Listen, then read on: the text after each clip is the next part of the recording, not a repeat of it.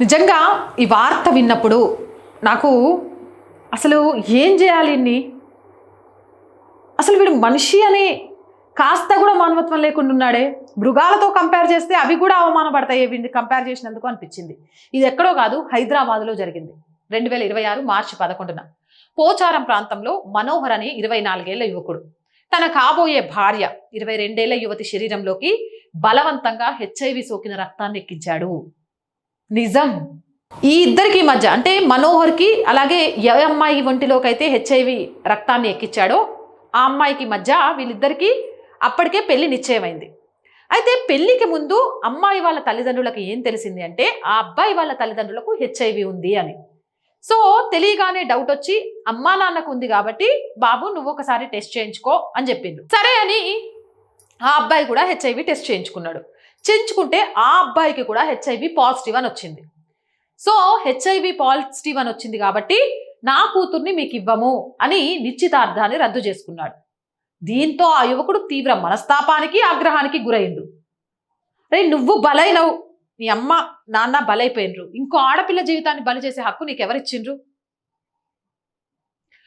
ఆమె నా సొంతం కానప్పుడు ఇకపై ఆమె శాశ్వతంగా నాతోడే ఉంటుంది అని తనలో తాను అనుకున్నాడు. మార్చి 11 సాయంత్రం ఆ యువతి ఇంట్లో ఒంటరిగా ఉన్న సమయంలో అక్కడికి వెళ్లి అతను తన జోబులోంచి ఒక సిరంజిని తీసి బలవంతంగా ఆమె చేతికి ఎక్కించాడు. ఆ ఇంజెక్షన్ ఇచ్చిన తర్వాత ఇది హెచ్ఐవి సోకిన నా రక్తం అని చెప్పి అక్కడి నుంచి పారిపోయాడు. ప్రస్తుతం ఆ యువతి ఆసుపత్రిలో చికిత్స పొందుతుంది. వైద్యులు ఆమెకు చికిత్స అందిస్తున్నారు. హెచ్ఐవి సోకకుండా నిరోధించడానికి ఫాస్ట్ ఎక్స్పోజర్ ప్రొఫాలాక్సిన్ అంటే PEP వంటి మందులను ఇస్తున్నారు. అయితే ఆమె పరిస్థితి విషమంగా ఉన్నట్లు సమాచారం. పోచారం ఐటీ కారిడార్ పోలీసులు మార్చి 14న నిందితుడు మనోహర్ ని అరెస్ట్ చేశారు. అతనిపై హత్యాయత్నం సెక్షన్ 307 మరియు ఇతర తీవ్రమైన నేర నిబంధనల కింద కేసు నమోదు చేశారు. అతను ఈ నేరానికి ఒంటరిగానే పాల్పడ్డాడా లేక ఎవరి నుండైనా సహాయం పొందాడా అనే కోణంలో పోలీసులు దర్యాప్తు చేస్తున్నారు.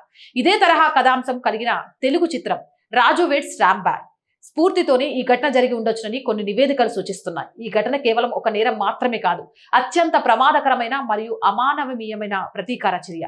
ఒకరి కోపం ఎంత తీవ్రత ఉన్నప్పటికీ హెచ్ఐవి వంటి వ్యాధి ద్వారా కలిగే జీవితకాల బాధను మరొక వ్యక్తిపై ఎవరు రుద్దకూడదు. బాధితురాలికి మరియు ఆమె కుటుంబానికి న్యాయం జరుగుతుందని ఆశిస్తూ ఇక మా ప్రార్థనలు తోడై ఆ అమ్మాయికి దాని నుంచి విముక్తి కావాలని మనస్ఫూర్తిగా కోరుకుంటున్నా. ఇలాంటి దాష్టికాలు చేసే వీడిని ఉరిదీయాలా వద్దా? మీరే చెప్పండి, మీ అభిప్రాయం ఏంటి అనేది కామెంట్ సెక్షన్లో. అండ్ రోజు చెప్తుందేనండి, R group of channels, R voice, R political, R Samskriti, 3 మన ఛానల్సే. So please subscribe our channels. Content బాగుంది అనిపిస్తే లైక్ చేయండి, షేర్ చేయండి. ఆర్థికంగా మీరు చేసే ప్రతి రూపాయి సహాయం కూడా ఈరోజు ఆర్ గ్రూప్ ఆఫ్ ఛానల్స్కి చాలా చాలా అవసరం. సో ప్లీజ్ సపోర్ట్ చేయండి. ఆర్థికంగా చేయాలి అనుకుంటే సబ్స్క్రిప్షన్ పక్కనే జాయిన్ అనే బటన్ ఉంది. 1 to 5 లెవెల్స్ ఉన్నాయి. ఏదో ఒక లెవెల్లో సపోర్ట్ చేయండి. లేదా స్క్రీన్ మీద గూగుల్ పే, ఫోన్ పేతో పాటు అకౌంట్ డీటెయిల్స్ ఉన్నాయి. మీకు తోచిన సహాయాన్ని అందించండి. వ్యాపార ప్రకటనల కోసం 8328500576 నెంబర్ని సంప్రదించండి. జై హింద్, జై భారత్.